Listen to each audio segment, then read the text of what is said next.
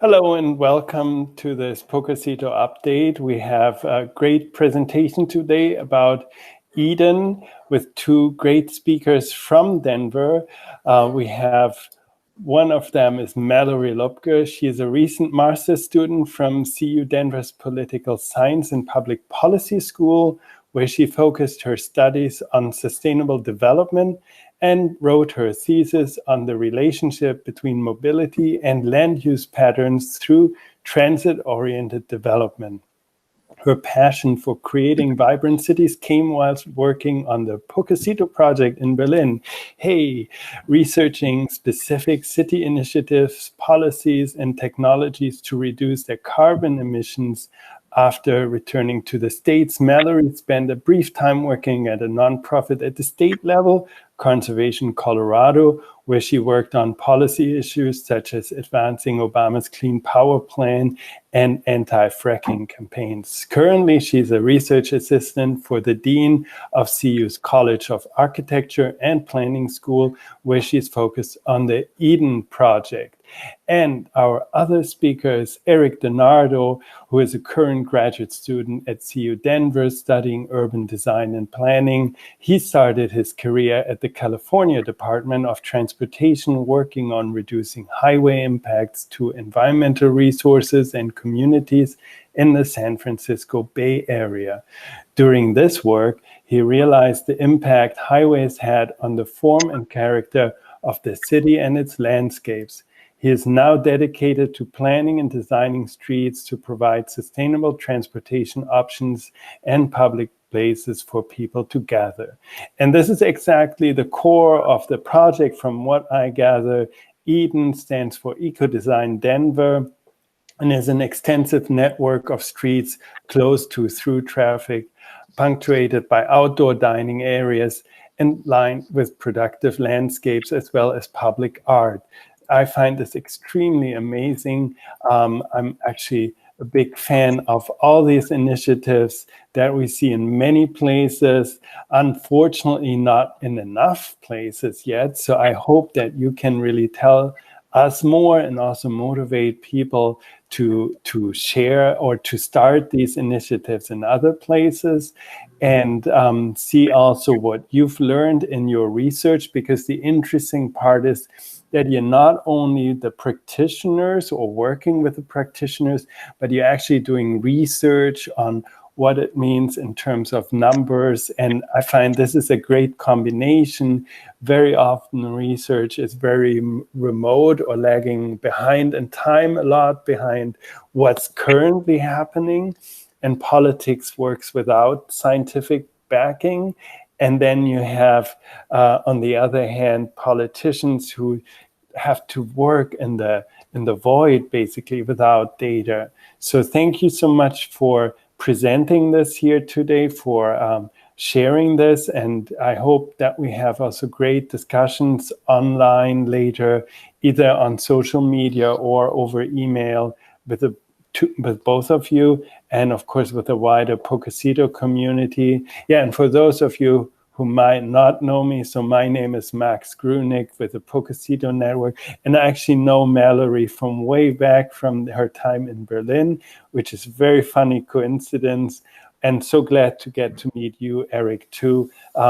Pleasure to have you both here. So floor is yours, and happy to see you present. Thank you. All right, thank you. I'll pull up my screen here. Can you see that? Good, yeah. Great. All right, take it away, Mallory. Oh, Mallory, you're still muted. Good. Thank you all for coming, or thanks everybody for watching our webinar today. We're here to talk about a public realm project called eDEN. As Max has said, it stands for Ecodesign Denver, here in Denver, Colorado, a city of about 715,000 people. We are here to talk about what happens when the city shuts down streets and the right-of-way is reclaimed for people. Eric will start us off by talking about just the overall vision of eDEN, and then we'll get into some of the studies that we've been conducting over this summer based on Jan Gale's observational studies, public life observational studies, to show essentially how people use public spaces. And here we go. Eric, take it away.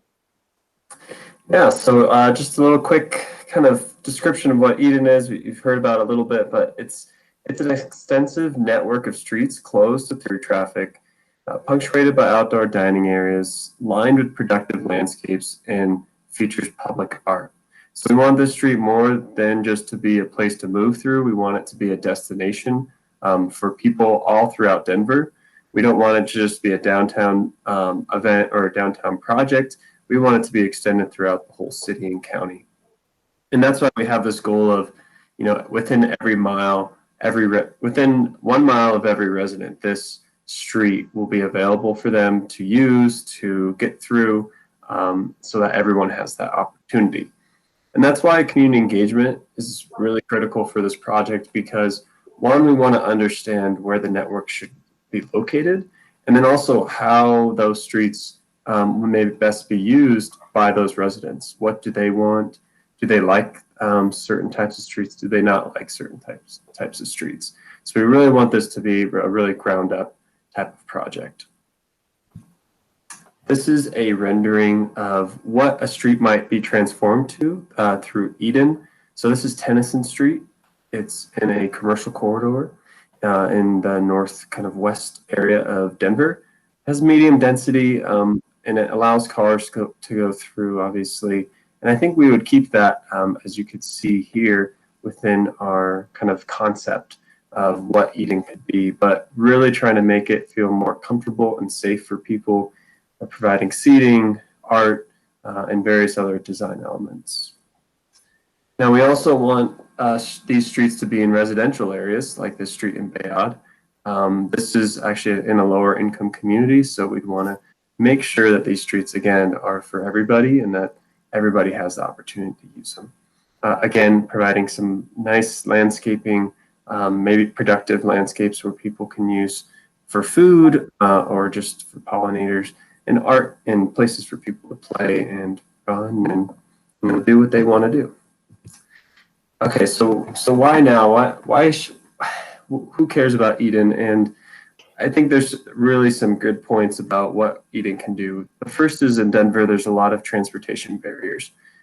With the rise of the highways in the 50s and throughout, it really disconnected some communities, especially some lower income communities. And we want to connect those communities through nature, art, and decision making. And again, that decision making, we want the community to be involved. We want them through our divisioning process, through our decision-making process, so that these streets are for them. Another thing is climate change. We know what's happening around the world with climate change, and so we want to bring more green infrastructure to the city through eDEN, and we also want to provide more mobility options. That way to reduce carbon by reducing the reliance on automobiles. COVID-19 it's been a struggle this year for many people. However, it's given planners the opportunity to test these open and shared streets throughout Denver, and it's really given us that opportunity to study them and see what people like and what people don't like. And so Denver's public realm response to COVID, in April 2020, Denver began creating these open and shared streets. It's mostly kind of close to the downtown areas, but it also spread out to the neighborhoods. And there was 2.2 miles within, like what you see in Tennyson, 2.5 miles in parks, and then a little bit over 7 miles in neighborhood streets that were through within the neighborhoods. And eDEN has many partners. We want to make this a coalition of partners because there's so many different organizations that have similar goals and visions that we have. And we want to bring everybody together so that we can work on this as one unit. And we really think that's going to help execute and actually make this project work. So we're always looking for more partners. to help us with this vision and we want to help them as well with their own vision to make this really extensive network. And then Mallory. All right, so as we set out, so Erica just described essentially the overall vision of eDEN, and to get us to the overall vision of eDEN, to not only figure out where the network's going to go, but we're kind of figuring out with these streets right now that are closed. We're going out and doing the observational studies to essentially figure out what, who, how, and when people are using these streets. So throughout this summer, Eric and I have gone out at different times of the day, at different times of the year to go and essentially see how people are using the streets that Denver has shut down in that about 10-mile network throughout Denver, to essentially see what is working in Denver, what's not working, and how things can be improved as these things do become permanent. We start thinking about essentially how to design this network to really elevate Denver. Next slide, please. All right, so essentially when we were dealing with this study, we broke everything up into 3 typologies. So we have the commercial typology, the park typology, and a neighborhood typology. Eric had described how many miles of each a few slides back. What we realized, so there's some common themes with 2 of the first typologies, the commercial and the park. These 2 typologies are essentially closed entirely to vehicular traffic, and they are marked with jersey barricades at both the entrance and the exit of the intervention, whereas the neighborhood streets are still being shared with cars throughout neighborhoods. So essentially they're being limited to through traffic. In order to slow the through traffic in the neighborhood, jersey barricades have been placed at the intersections along the roads, some of them at every 4, essentially 4-way stop, and some are just located at 2. And those type of situations have led to some either successful or not so successful streets. And we'll talk about that as we get into the neighborhood street typology. All right, so after kind of going through all of our studies this summer and looking at our findings and our observations paired with some of our survey results, we really realized 2 things are kind of really common throughout each of the 3 typologies. And those are that the urban environment is really, that determines whether the street can create a successful, essentially new right-of-way or not successful. And then the second part is that the comfort and safety of the street and how people feel in the street is really key to whether people are using these places and adopting the street as their right in the public realm versus thinking that cars, that these spaces belong to cars like they did in the past. So we'll now go through each one of the typologies, both all commercial, park, and neighborhood, to talk about the 2 key findings that go back to the urban environment and the comfort and safety for each of these typologies. Eric will start us off with commercial streets. Yeah, thank you. And so the first 2 key findings for commercial streets. The first is a diversity of activities and uses attract people to the street. And then key amenities really create a vibrant and inviting space. So for the first key finding, that a diversity of activities and uses attract people to the street, we looked at Larimer Square and Glenarm Patio, both 2 streets that had interventions of open streets. And we looked at how, Larimer Square was really a destination and how Glenarm Patio was people just wanting to move through it. And it shows with the urban design of the sidewalk and the relationship between the building and the public right-of-way of the sidewalk and the street. At Larimer Square, there were 40 door fronts on each block, where Glenarm Patio, there was only 2 door fronts on the block. And it was just a huge difference in the amount of activity and uses that were occurring on Larimer Square, which was very high, versus Glenarm, which was not so much. And so this it had an effect on the amount of people actually staying in each street.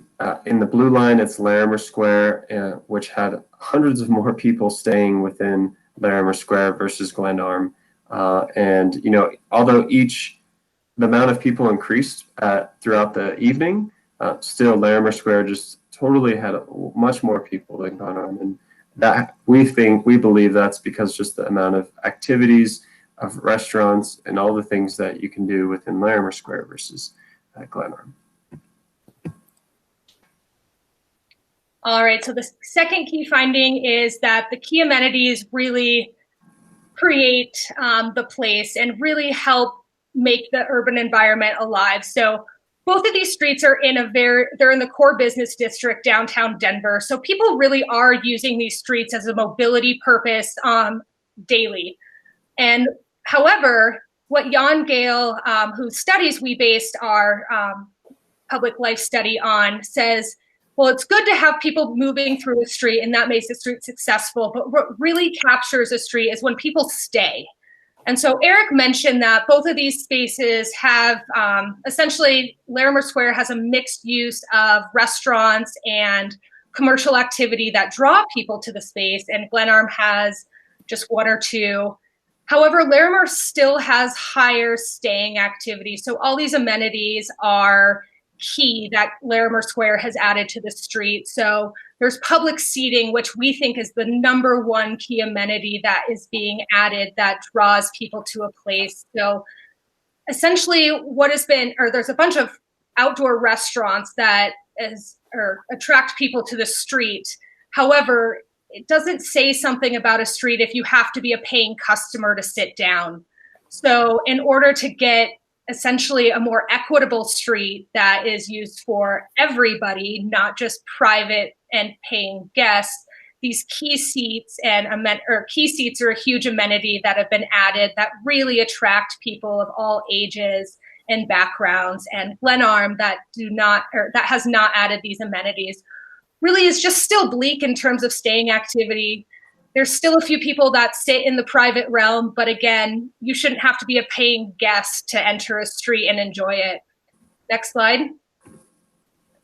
And so just kind of going back to the amenities, well, we really think that public seating is one of the key amenities. There's many others that streets can add that attract people. So Larimer Square had gazebos for shade because in the summertime it gets really hot in Denver. It had misters to cool people down. It actually started with moving umbrellas, but they realized that that wasn't functional. So they moved to more solid infrastructure and had stationary umbrellas. And they really realized that this was just a key entity to get people to stay on the street and feel comfortable on the street.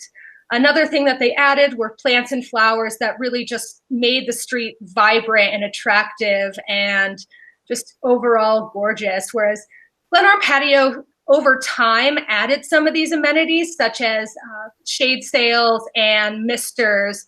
However, it wasn't until essentially the end of the summer where they realized that those were some of the things that really were needed to bring people to the space and make this street and the change in right-of-way a success for people to be really out there enjoying it. Next slide. And so kind of just going back to the key amenities is Larimer Square has a million up and down. They change, they're functional, and they really support people and people's everyday activities. And that really causes people to stay on the street. So 65% of the people that move through Larimer Square actually find some sort of activity to stay, whether that be a public seat or standing in front of a commercial shop or actually using a commercial shop. It essentially all those amenities are bringing together and really creating this space, whereas Glenarm, kind of as I said before, is kind of bare bones, and because of that, only 25% of the people that are entering that area find it an attractive place to stay. So next slide. So just kind of going back to the destination thing that Eric mentioned. So Larimer Square was very much a destination space, and in the past, cars were in the middle, causing people to not be able to move through. However, with the freeing up of the traffic lanes and having no cars behind them and having this really space and open and inviting place, people are moving freely through it. They're not watching behind their shoulder. They're really just enjoying the space. They're walking through it like a plaza or a boulevard in Europe. Whereas in Glenarm Patio, there's an intervention that's right in the middle. It's not open, it's not inviting for people. It's really causing, as I said before, it's still in the core business district. So a lot of people are still moving through this space. However, they're not reclaiming the space that was once for vehicles that is now for people and using that space. They're still sticking to the sidewalk and practicing, or I should say, going through the same mobility behaviors as they were before this space was closed down for cars. Next slide. Okay, so now for the Park Streets key findings. The first one is that more people enjoyed the Park Streets and they want to keep them permanent.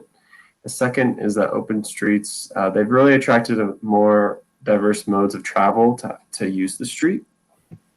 So we did a survey that looked at, or we asked people what they felt about the streets and tried to get their feedback. And one of the questions was, how safe do people feel on each street typology? 0 being unsafe and 10 being the safest. Parks had the safest score, or they scored the highest in what people felt safe in compared to the commercial and neighborhood streets. And then also when we asked if people want to see the park streets more permanent, an overwhelming amount of people said yes. They want to see these park streets permanently closed or open for them and closed to cars. If you look at those numbers, obviously that's not a representation of all of City and County of Denver. So we're still working through getting more feedback from everybody, or at least most everybody. And so we'll see what continues, but I still think that as we continue getting feedback, we'll still have an overwhelming amount of people say yes, these park streets shall remain permanent. And then key finding 2 is that open streets have attracted the diverse modes of travel to use on the street. And so if you look at the top numbers, you'll see how park streets, that's the percentage of people using the streets on each mode. And you know, majority of people were walking and biking, but there's also a lot of people running, using scooters, rollerblading, and then also a lot of kids in strollers or being carried through on a bike. Compared to commercial streets where, you know, most people are walking through, which makes sense. They're going to restaurants, they're going to go shopping. They're not really using it maybe for just moving through and exercise like the park streets are. And one thing I want to point out is in the middle picture, you can see 2 ladies that are on the street, and they were actually using the street to practice to learn how to skateboard and rollerblade.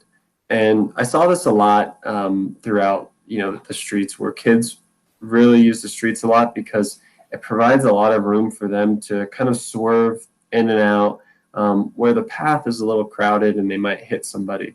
This space gives them a lot of space to kind of make some errors and really learn how to move through on a bike, on a skateboard, or whatever it may be. And so I think these streets really provided that opportunity to these people that, you know, without them, they wouldn't really have that opportunity because, you know, most of the streets cars are being used on them. They don't feel safe. So I thought that was just a really cool observation that I would see often looking at park streets. And then we'll move on to neighborhood streets. All right, so we're here to conclude with neighborhood streets. So our 2 key findings for this were that the traffic and automobile use essentially really are determinant of how and when people are using the street, or if people are using the street. And then our second key finding is that the signage is really key to making pedestrians feel safe, and safety is really key to getting people to changing their mobility behavior and using this reclaimed right-of-way for alternate mobility versus cars. And that's a huge barrier that essentially has to be overcome to reclaim, or to essentially make this network a reality. So going to our key finding number 1 is that essentially automobile use in this space is really key to if people use the road or if they're using the sidewalk.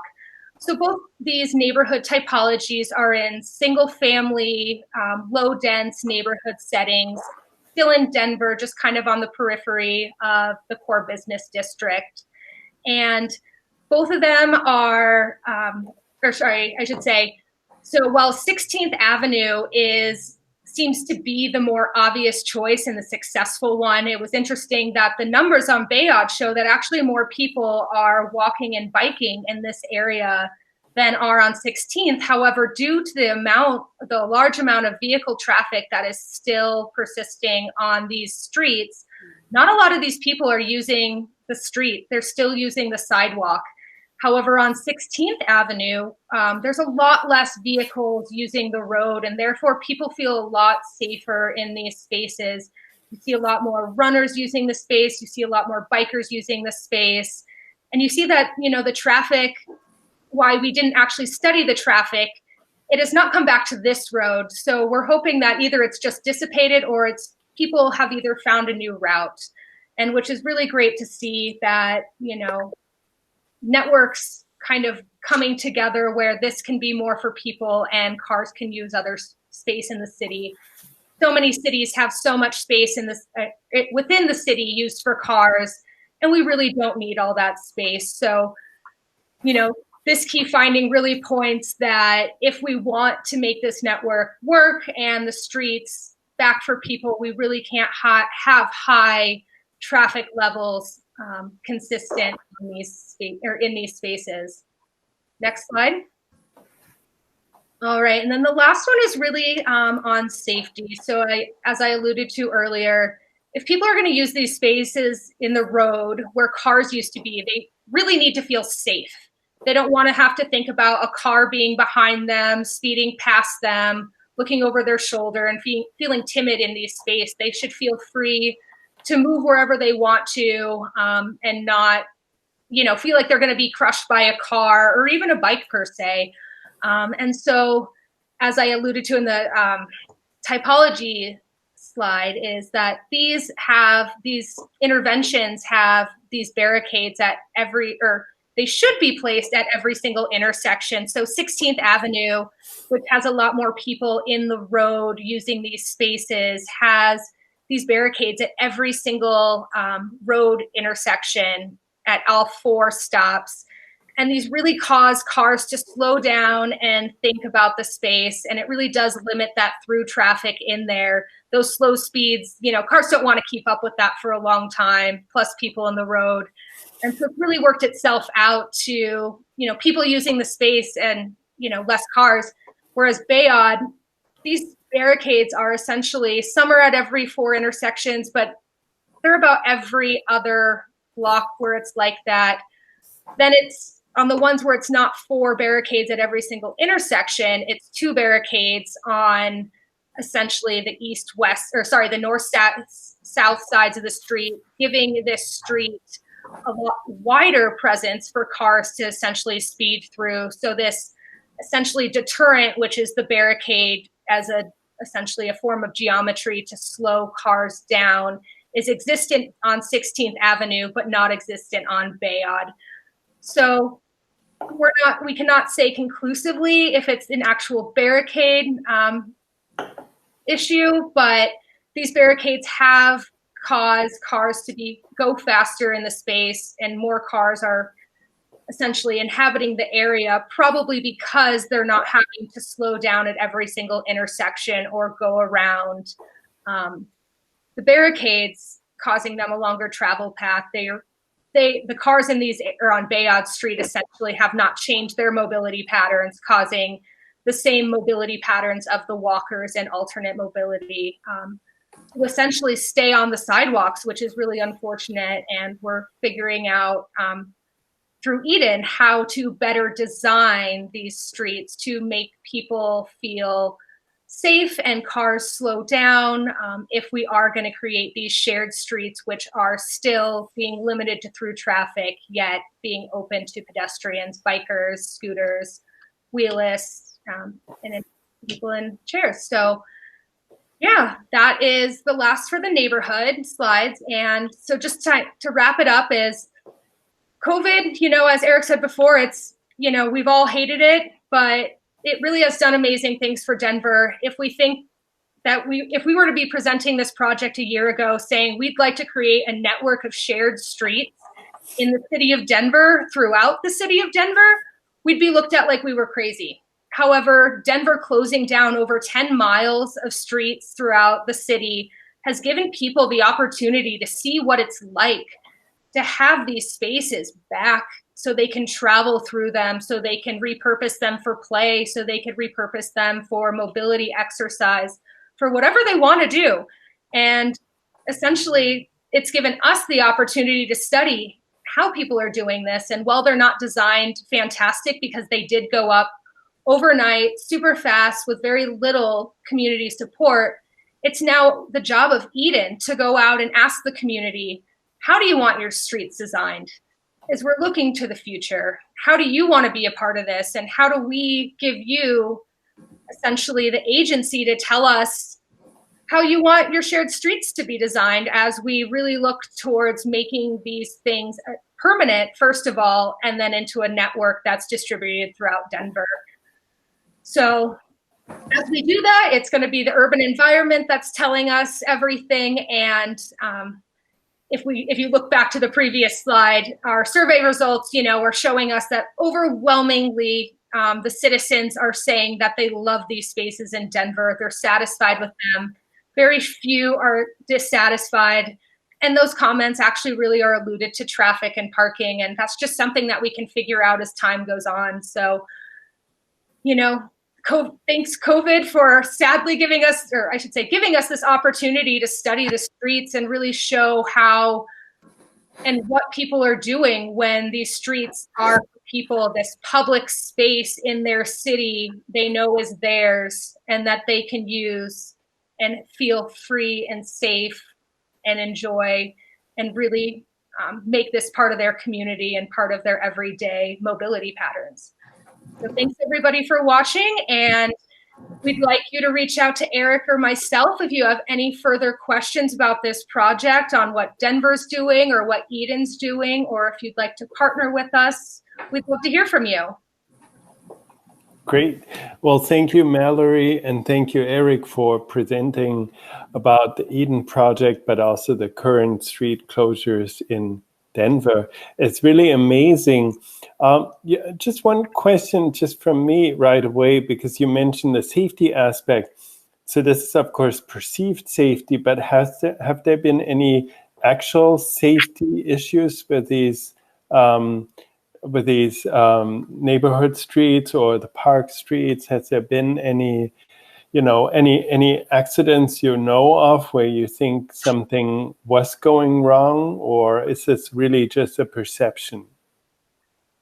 No, we've had a couple near misses, but actually on one of the neighborhood streets, it was on one of the streets that we did not mention. It's not 16th or Bayard, but it's a wider street in a single family kind of lower dense area, where the barricades were only placed at two of the intersection ends, and the car, because the barricades are so long and kind of a little obstructing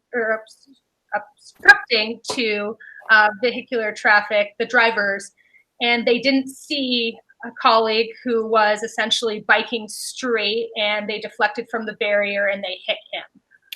So, yeah, that was really unfortunate. And we're seeing, in our comments as well, that, that cars are speeding through some of these spaces where the barricades aren't at all four intersections because they can't. Some of the streets are actually turned into kind of motor speedways when there's nobody on the streets, there's no pedestrians for people to watch out for, and no signs, in the immediate vicinity. Then they see a wide open road that they kind of know in the back of their head is limited to through traffic. So instead of thinking I'm going to slow down, they they speed up, and they really just take advantage of that space that's been opened up. And I mean, that really goes back to community engagement as well. Did these neighborhoods want this space? Is it an auto-dominated neighborhood that maybe, because there's no meaningful origins or destinations, that people aren't walking in them? Right. And so it's, and then looking into the future, how do we create better design without these ugly kind of barricades to prevent that? Where do Right. it be located? Is it in the middle? Is it bulb outs? Is it, sadly, we're not allowed to use this as we're not allowed to alter the intervention and, do a technical urbanism project to find out what bulb outs could do. But that would be an interesting, kind of factor or next steps for this project on, what does it take to slow these things down and prevent these accidents, because it does need to be perceived safety and actual safety. Yeah. No, and actually, with the eDEN project, you have, of course, like a phase 2 where things can become even better. And I find it really exciting also in the beginning, you showed the map, Eric, where you could see how eDEN really provides this network interconnected. So basically you can travel through the whole metro area on this eDEN network. I mean, I really want to see this. So the question to both of you is, how soon can we expect implementation of eDEN? Your guesses. Oh, that's a good question. Honestly, I think it's going to be in phases, first of all, where it's going to take a while to get to the network. But for just getting started, like the first eDEN street, maybe a year or two, I'm thinking. I don't know. That's a good question. What do you think, Mallory? Oh, well, something that I thought was really interesting that got brought up. So we were talking with one of our partners the other week, and we found out just to put up those ugly barricades cost about $60,000 to $75,000. And that number was a little bit shocking to me, and knowing that a type 2 intervention is going to take a lot more money than that. So it really comes down to funding. And then also building trust with the community. We're not going to go out there and say we just want to slap something up to slap something up. The city already did that, and that's what we're studying. The next step is really finding out what the community wants and how do we design with the community and have those conversations with the community, because each part of Eden's going to look different, because each one of the Denver's 78 neighborhoods looks different. It's unique. It has a unique flair. Even each block could, change based on community wants. So if we can build trust with the community in a year, I would love to say we could probably get the funding, in that time, but it's getting those two to sync up together to really create something meaningful. Because if we put something up as our type 2 intervention and it doesn't work, then other things aren't going to work. We really have to get the first part right and use that as an example to scale up to block, to neighborhood, to city, and then, hopefully this can span to Boulder and other counties. I think this is something, we're looking forward, or, looking into the future, and we're really thinking about greening the city and city goals and creating parks within a 10-mile network, and the Denver's Parks and Recs wanting to create a park within every, 10 minutes of everybody's house. Once we get everybody on board and create something amazing, I think it's kind of like the light rail here in Denver. Once one person got it, the rest of, every other county wanted it. It's just, you have to demonstrate its benefits first. So it's just getting that first part right and then seeing who jumps on board. But, we have 60 students right now in the university working on this project with us, and hopefully they can help, jumpstart that for us and really get us started, because, the sooner the better. And we keep saying this because I say we want this to go up now, but it's once the streets do, once the city says we'll put traffic back on these streets, we kind of lose our opportunity. Yeah. That's kind of where time does become of the essence for at least the initial streets in Denver. Right. Before people forget again. Yeah. I also imagine the winter will be crucial, that people still use the public space in the winter. Mm-hmm. But I really think this is such an exciting project. Unfortunately, now with COVID, there's no way I can travel there and look at it. but I'm even more grateful for you sharing the photographs and the story and the background and the outlook. And I wish both of you, of course, the best of everything, of luck for getting this done. I have all my fingers crossed, because my hope is then, of course, that other cities will copy on this model and will say, well, look, I mean, this worked in sprawling, growing Denver, and so you can basically do it anywhere. And that's my hope. And also, you know, that of course it will make Denver an even more livable city. You know, it was already a nice place before. So you're not coming from a terrible city to this, but I think your photos, your surveys also show how people really appreciate this transformation. And so this is a great step. So thank you so much for sharing this. We will, if you want to, we can put up your email addresses in the blog post, and then people can reach out to you. And yeah, we'll be in touch. We'll have more Pocacito conversations. I hope to see you sometime soon again. And good luck with your work. Have a great rest of your day in Denver. And yeah, thank you for spending the time here, and see you soon again. Thanks for having us. Yeah, that was great. Thank you. Bye-bye.